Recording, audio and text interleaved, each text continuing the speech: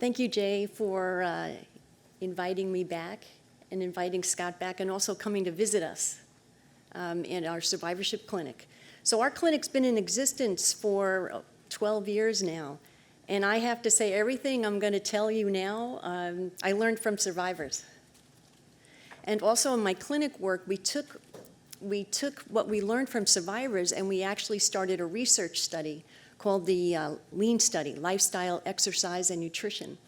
So a lot of the issues that we were learning from survivors, we actually started an intervention where we're intervening now in active treatment, where I go into the chemo room, and while you're getting your chemo infusion, I'm giving you diet and exercise counseling. And it's quite remarkable. And the people, and it's in breast cancer, but the women, and it's a randomized trial, so one group gets it, the other group gets it when they're done with treatment. But the women who are getting this counseling during chemotherapy, they say, you know, I never would have thought to pay attention to this. I never would have thought that walking during chemotherapy, during active treatment would help me feel better. And also, we have them track their symptoms, and we're seeing a reduction in symptoms. So I say this because this all comes from the ground up, from you as survivors, what we learned, and now we're putting it into practice. And so that's kind of what my presentation is going to be about. So Jay asked me to talk about nutrition and cancer before, during, and after a diagnosis. That's a lot to cover. So I'm going to, it seems like a lot, but good nutrition is the same throughout the whole trajectory, okay? And what it is good nutrition is meant to fuel your body, but also nourish your body. So those are almost two different things. So what does that mean in terms of food? Well, this is one of the most pithiest statements, it's so true, by Michael Pollan. Eat food, not too much, but mostly plants. Another way to look at it is if the food came from a plant, eat it. If it was made in a plant, don't. So what we talk about is a predominantly plant-based diet, which means I want to see on your plate, 2/3 of your plate to be filled with foods that come from plants. What are plant foods? Well, vegetables, fruits, but grains, nuts, seeds, beans, pasta, bread. Yes, those are good foods, right? 2/3 of your plate to be filled with foods from plants, and 1/3 with foods that come from animals. That includes all your proteins, your fish, chicken, your occasional red meats, eggs, and all your dairy. Now, on the side of that plate, that 2/3 side that's full of plant foods, I want to see color. If there's one thing you leave today, I want you to think color when you look at your plate. A brown brownie. Or the orange Cheetos, right? Yeah. Now, the power of eating colors comes from the compounds in the plant foods that actually create the color. We call them phytonutrients. There are hundreds of them, and different clusters of them create the color in the food. So the phytonutrients that makes blueberries blue is different from the phytonutrients that makes corn yellow, is different from the phytonutrients that makes cauliflower white. So the shorthand way of getting all your phytonutrients is eat all the spectrum of colors in your week. Now, the power of these phytonutrients actually reduce inflammation in the body and support your immune system. So this is really food as medicine, right? And it also contains, plant foods contain fiber. And I'll get to that a little bit later. So you can use this color guide in your shopping. Do I have all my colors when you look in your cart? Now I'm going to say a few things that some people may find surprising. These foods can be frozen. In fact, frozen has the highest nutrient content in the grocery store. Many people find that surprising. So do canned products. Your fresh produce may have the least nutrient content in the store, unless it's fresh, local, and in season.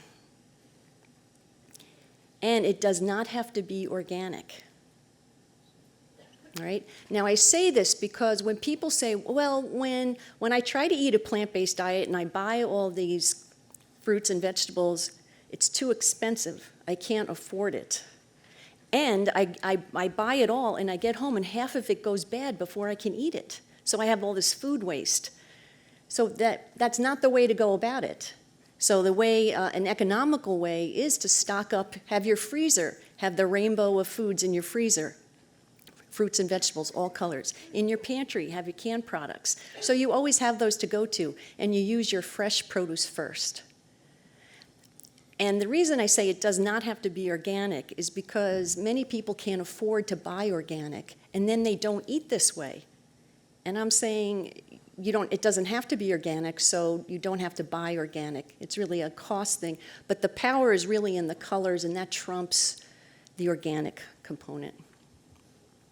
Now, you have some other skills available to you in the store. One is reading labels, and the other is looking at ingredients lists.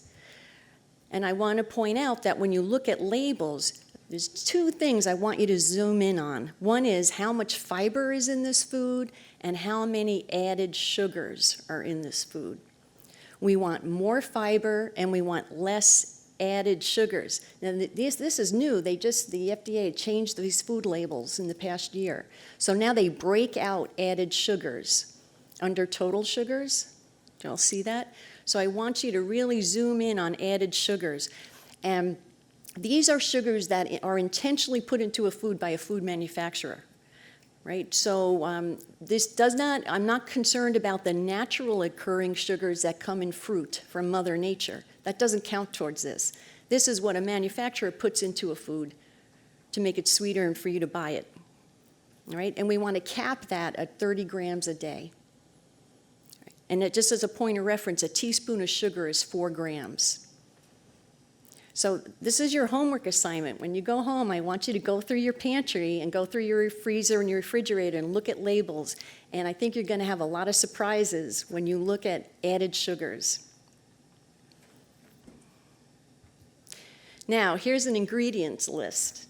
All I can say, if it looks like this, don't buy it.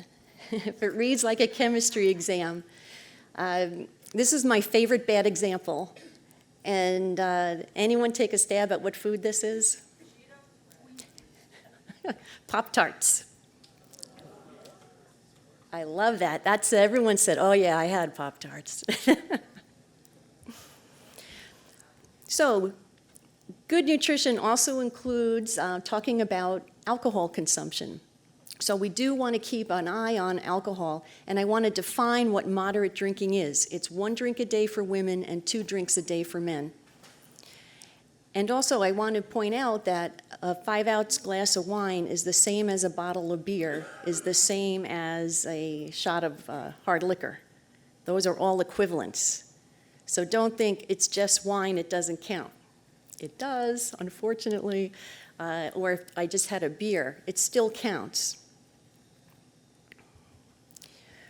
Well, Dr. Maida did a great discussion of supplements, and the question here is, do we use supplements to prevent cancer? And the answer is no. Right? Now, not to say you can have this discussion with your physician, and as Dr. Maida pointed out, you need to report what you're taking. So the concern is it's over the counter, so people buy willy-nilly, and they think more is better. And that's not the case. So I want you to discuss with your doctor the need for the supplement, or with the dietitian, the need for the supplement. But as a rule, we do not use supplements to protect against cancer. What we do is we have this predominantly plant-based diet full of colors. Now, what's very powerful in cancer prevention is weight management.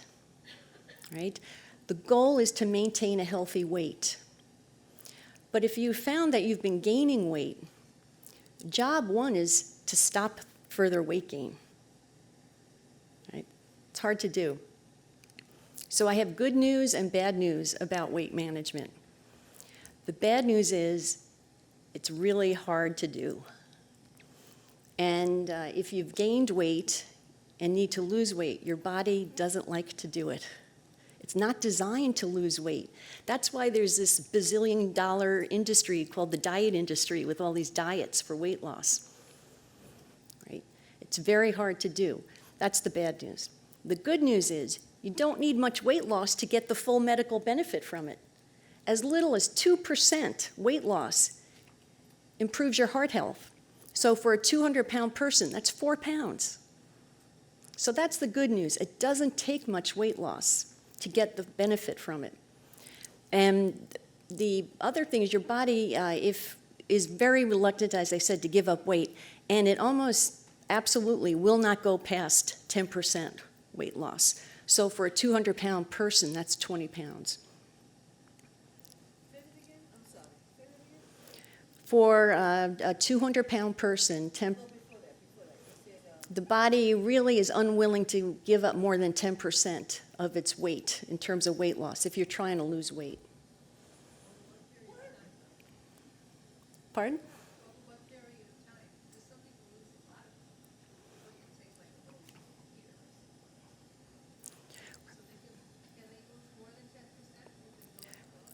Yes, I'll get to that. With a sustained change, you can over time. Right? People always get worried about this. But there is a connection between cancer and body weight. And this is kind of an amazing statistic, but 30% of the most common cancers can be prevented by a healthy weight. So to answer your question about achieving weight management over time, it's really part of a total healthy lifestyle. It's healthy eating, along with exercise, and along looking at eating behaviors. And you put all those pieces in place, your body will attain a healthy weight over time, and then this is just what you do. So it's not weight management isn't achieved through dieting, it's achieved through a healthy lifestyle.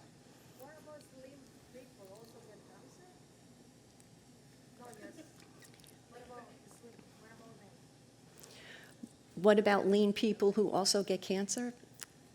That's a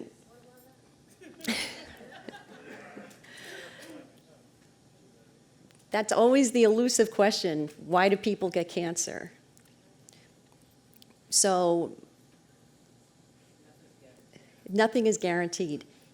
Same thing, Scott and I find this in clinic all the time, survivorship clinic. People come in and they go, I don't get it. I've always eaten well. I've always exercised, and I still got cancer. Like, what's up with that? And then they'll say, so why bother? All right. But what we have found is, over all the years, that when we ask that person, okay, but how was your cancer treatment? I'm like, well, you know, I did actually pretty well during treatment. I got through treatment actually with minimal side effects, and my cancer was found at an early stage, and you know what, I'm doing really well.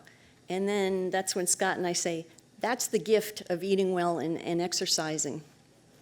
It always serves you well, but it doesn't prevent everything. But it does support your body and make your body more resilient. Okay. Yes?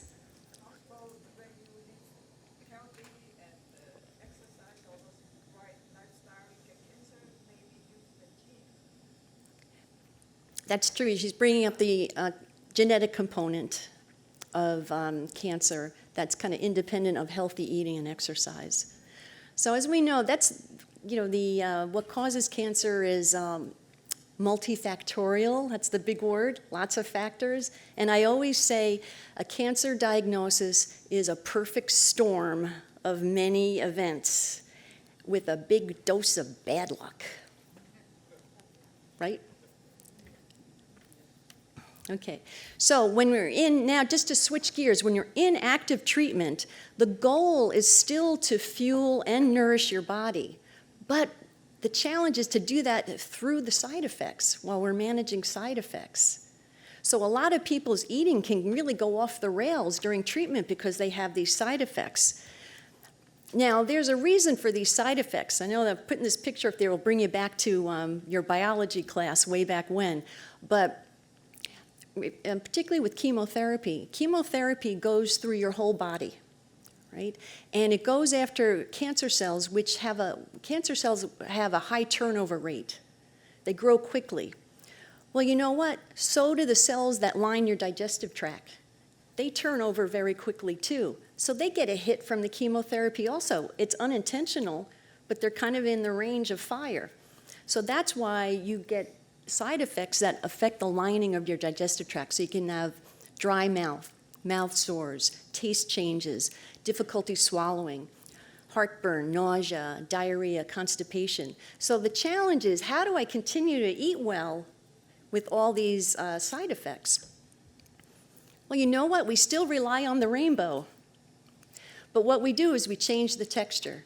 We make soups. We make smoothies. We make foods that are easy to chew and swallow, but they still capture all these phytonutrients, which reduce inflammation and support the immune system. And the other thing is we keep all that fiber. And it was mentioned early in the day about the gut microbiome. So that's the healthy amount of bacteria in your intestinal tract. So did you know that the fiber in your plant foods is your prebiotic? It's Mother Nature's prebiotic. Your body makes gut flora from the fiber in plant foods. So that makes more sense to eat more plant foods.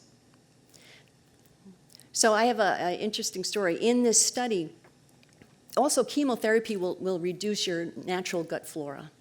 So we want to replenish it with fiber foods. So in our study, we actually ask our ladies to give us stool samples, and we measure their gut flora. So they give us a stool sample before they start chemo, and they give it to us when they finish. And they do it at home. It's asking a lot. But they do it at home, and it's in an unmarked box. And then FedEx comes and picks it up. And most of the women say, I don't mind, because this is an old FedEx joke, because my FedEx man is so cute.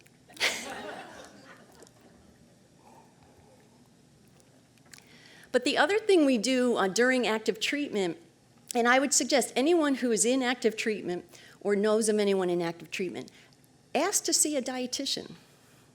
The dietitians are there. They're just not part of standard of care. It's not like they visit everybody. But you can ask for it, and they will see you. And we have a whole toolbox of how to help you eat better. And some of the things we do is we encourage you to eat small amounts, every couple of hours, because we know that every bite counts. We just don't want you skipping meals. We just don't want you to stop eating. And we also encourage eating in a peaceful, calm environment. And we have other tricks up our sleeve. We have meal replacements that you can drink. But we also can even resort to more aggressive nutrition using tube feedings or even putting nutrients directly into your bloodstream. That's called TPN, total parenteral nutrition. We know how to do this. We can feed you no matter what. The thing is, the way it is right now in oncology, nutrition isn't done, in my opinion, aggressively enough. It kind of, it's just not emphasized. If I were in my ideal world, the dietitians would be in there with everybody, and we would be making sure that no matter what, you were being fueled and nourished, despite what was going on. And it may be more aggressive use of these tube feedings and this TPN. But a lot of times what happens is someone doesn't eat well, they start losing weight, they become even malnourished. And then the aggressive treatment starts. But you know what? You're really behind the 8 ball then. So why not prevent that from happening? So I'm all about more aggressive nutrition during active treatment. Now, again, supplements. Do not use supplements during active treatment. And I use this picture. It's like merging traffic, because the supplements you take actually, they share the same metabolic pathways as your chemotherapy. So they kind of fight for space. And that can have two effects. It could either make your chemotherapy operate at a higher dose, or it can make it operate at a lower dose. We don't want any of that to happen, because when your doctor prescribes your chemo, it is the right dose for you. It's very individualized, so we don't want to mess with that. So again, just thinking, oh, I'll just take these supplements to help, don't do it. Okay. Now we're going to switch to survivorship. Again, same nutrition goal, to fuel and to nourish, but now we're managing late effects. I put this picture here. Scott knows this picture well. This is what people often describe how they feel when they finish active treatment. Because, you know, for months they were told where to go, what to do, and you've done it, and you soldiered through. And then we're like, okay, you're done. See ya in 3 months. And they feel like they're at the edge of a cliff, of this abyss. Now what do I do? And that's how our survivorship clinic came into being. It was started by survivors for survivors who said, you know, this is the time we need help. What should we be eating? What type of exercise should we be doing? And how do I deal with these emotions that are kind of new to me? And one is the big one, as we've heard throughout the day, this fear of recurrence. Now, from a nutrition standpoint, sometimes this fear of recurrence can actually turn into a fear of food, because some people will say, I don't know what caused my cancer. Maybe something I ate caused my cancer, or something I will eat will cause my cancer to return. And they start restricting their foods. And they'll start going on what I call, we've heard this before, Dr. Google, right? And Dr. Google turns up lots of information, a lot of it conflicting. And you get this feeling that nobody knows what to do. And oftentimes it looks like this. When people come to see me in survivorship clinic, they come in with a jumble of nutrition information and they don't know which is which. What's up, what's down, what do I do? Or even another extreme of this is, you've heard about GMO foods, right? Genetically modified organism foods. And some people fear that those will cause cancer because they know that cancer is a genetic, a genetic modification in their own body. So if these foods are genetically modified, does that cause cancer in my body? And the answer is no. It doesn't. Just to reassure you, these GMO seeds have been in production for over 30 years now. All right? And if you go into your supermarket, there's over 30,000 products that can have GMO seeds. My complaint about GMO foods, it was a horrible name to give it. They named it wrong. It should be seeds on speed dating. You know, it's just a technique they used to accelerate hybridization of plants. All right. Now, what do we eat in prevention? What do we eat in survivorship? The same as prevention. It's the same predominantly plant-based diet, 2/3 of your plate filled with plant foods, all colors, same approach. Right. However, that can be challenging because now we have the late effects of treatment, and we've heard all about this all day long, right? So, the treatments you had took care of the cancer, but now you're dealing with the late effects of the treatments themselves. So it's kind of an ongoing process. And the number one complaint that we hear in survivorship clinic is fatigue. But there can be lingering side effects of taste changes that can even become food aversions. And you still can have digestive issues. And this takes time. And usually with time, these resolve. But again, we do those modifications of textures, right? And so we still keep all those colorful phytonutrients going into your body to continue to nourish you. We just manipulate the shape of that food.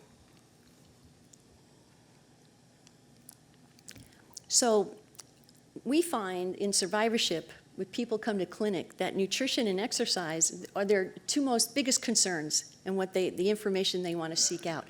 And also, it's a window of opportunity for many people to say, you know what, I've been meaning to make changes in my life, and now I'm ready to do it, and I'm motivated. So they're open and willing. So it's a teachable moment, and we've heard this before throughout the day, that that this cancer diagnosis can in some ways have blessings.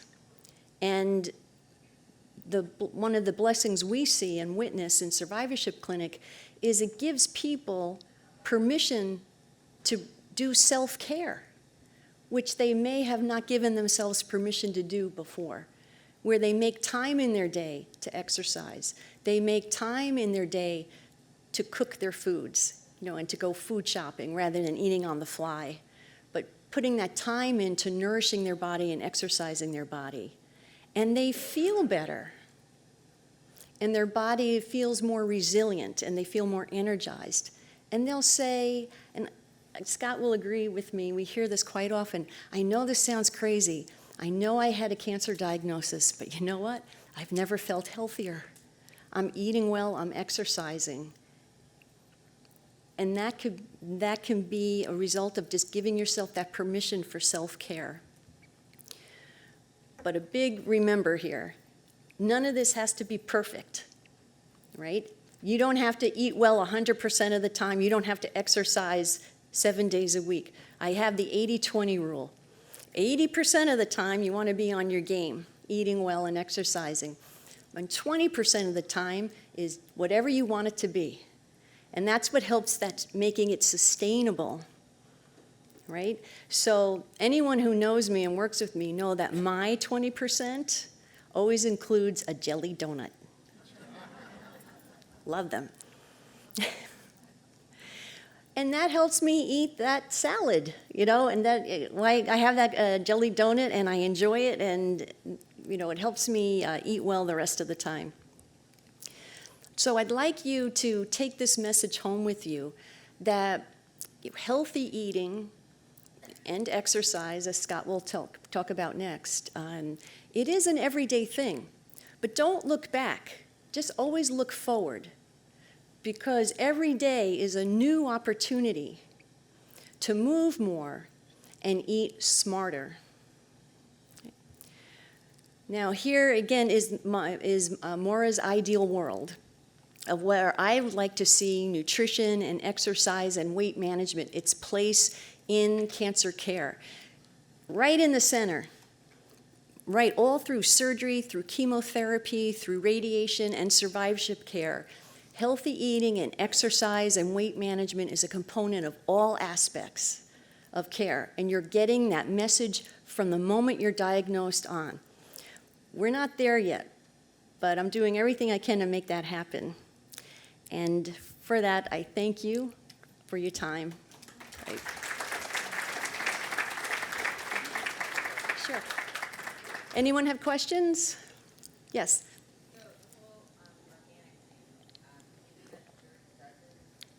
Oh, you're good. Okay, yes. So organic, there's a consumer group called Environmental Working Group, EWG.org, and they've identified 12 produce where the organic label makes a difference. And you can find that, and they update that list every year. It changes depending upon farming techniques and the industry. So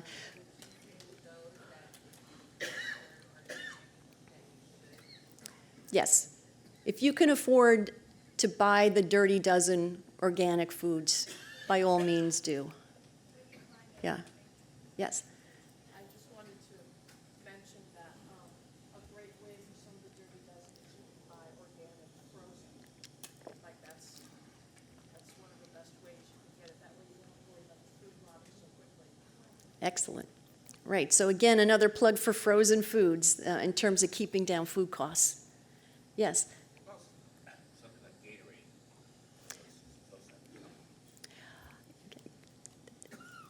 Okay. So Gatorade is it's marketed as like an energy drink, and it's high in added sugars. It's mostly added sugars. So it's not a product I recommend. It has its purpose on the athletic field. Dumping over your head. That's the, yeah. So remember I talked about those added sugars earlier? Added sugars in liquids are very problematic. So when you go home and look at your labels, look at all the beverages that you drink and see how many added sugars there are. And those we want to keep below 30. Yes? Would you have, for someone that has high blood pressure, having canned food, the sodium, would you have any concerns with that? Because I have high blood pressure and I stay away from canned foods. You bring up a good point about canned products have sodium added to them to help it retain its shape in the can. And if you have high blood pressure, is that a concern?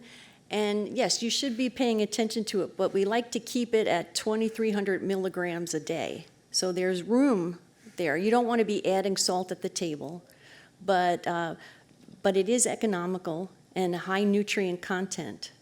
So it does have its place. And many people will open the can, rinse the vegetable, and that rinses away a lot of the salt, and then cook it.